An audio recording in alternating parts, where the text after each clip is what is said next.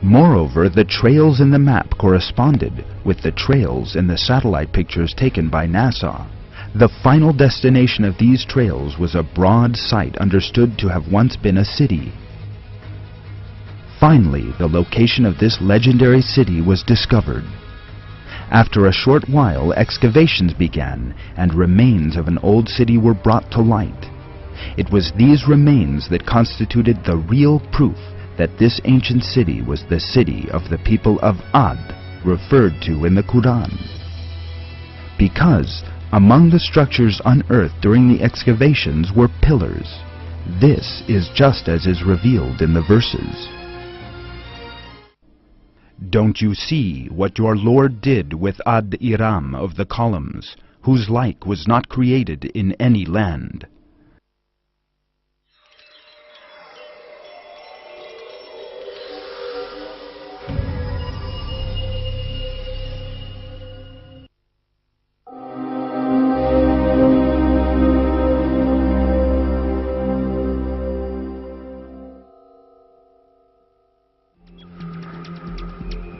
Prophet Lot lived at the same time as Prophet Abraham, peace be upon them both.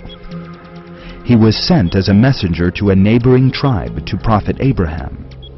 That tribe, as revealed in the Quran, practiced a perversion never before seen in the world: homosexuality. When Prophet Lot told the people to abandon this great sin, they rejected him.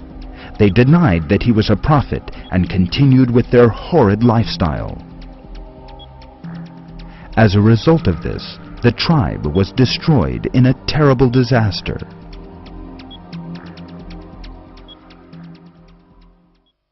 And Lot, when he said to his people, "Do you commit an obscenity not perpetrated before you by anyone in all the worlds? You come with lust to men instead of women. You are indeed a depraved people.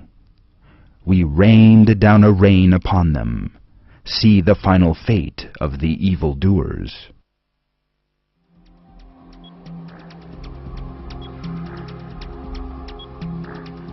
The city mentioned in the Quran, in which the people of Lot lived, and which was eventually destroyed, was recently unearthed during archaeological excavations. This was the ancient city of Sodom, as it is called in the Old Testament. Archaeological excavations have revealed that the city lay close to the Dead Sea on the present-day Israeli-Jordanian border. The area is covered in large deposits of sulfur. This is a most important piece of evidence because sulfur is an element which appears as a result of volcanic eruptions. Indeed, there is indication in the Quran that the method of destruction was earthquake and volcanic eruptions. The German archaeologist Werner Keller says this about the region. Together with the base of this mighty fissure, which runs precisely through this area, the Vale of Siddim, including Sodom and Gomorrah, plunged one day into the abyss.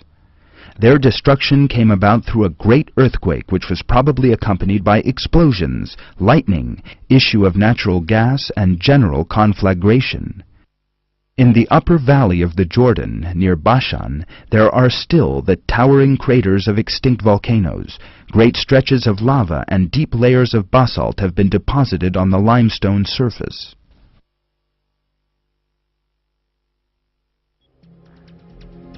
These layers of lava and basalt are the most important evidence showing that a volcanic eruption and an earthquake once took place there.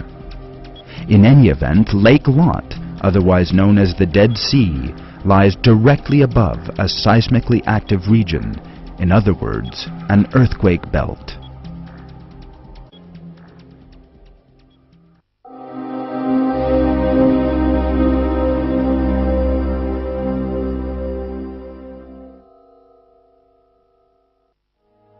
The community of Saba was one of the 4 biggest civilizations which lived in South Arabia. With the help of quite advanced technology for that particular era, the people of Saba constructed the Mahrib Dam and possessed an enormous irrigation capacity. This endowed them with much wealth and goods. However, instead of giving thanks to God for all this, they actually turned away from Him. Furthermore, they refused to heed the warnings and reminders issued to them. Because of these poor moral values, they merited punishment in the sight of God. In 542, their dams collapsed, and the flood of Arim ruined all their lands. The vineyards, orchards, and fields cultivated for hundreds of years by the people of Saba were completely destroyed. This flood is described in the Quran.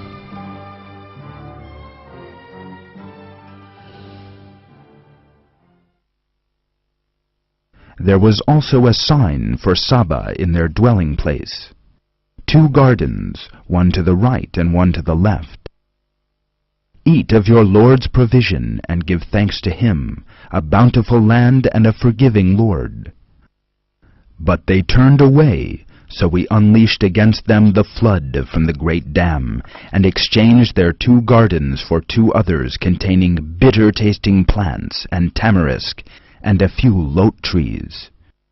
That is how we repaid them for their ingratitude. Are any but the ungrateful repaid like this? This fact revealed in the Quran is in complete agreement with archaeological findings. The Christian archaeologist Werner Keller, writer of The Bible as History, accepts that the flood of Arim occurred according to the description of the Quran, and writes that the existence of such a dam and the destruction of the whole city by its burst proves that the example given in the Quran about the people of the garden was indeed realized.